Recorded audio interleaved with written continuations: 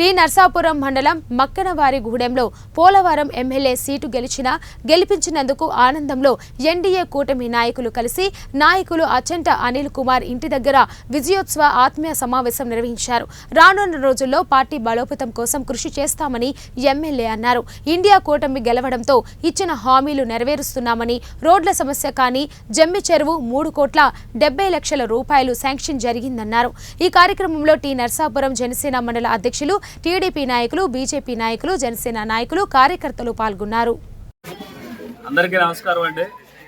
ఈరోజు టి నర్సాపురం మండలంలో మక్కినవారిగూడెం గ్రామంలో ఆత్మీయ సమావేశం ఏర్పాటు చేసుకోవడం జరిగింది. కూటమి గెలిచిన తర్వాత మొట్టమొదటిసారిగా ఇక్కడ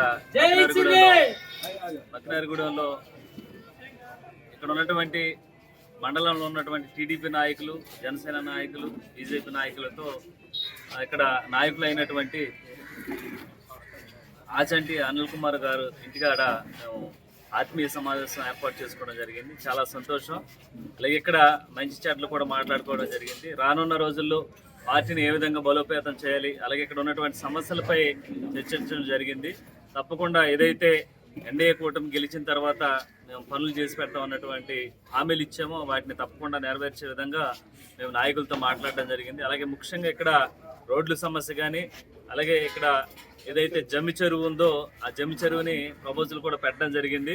3,70,00,000 రూపాయలు అది శాంక్షన్ ఆర్డర్ వచ్చింది.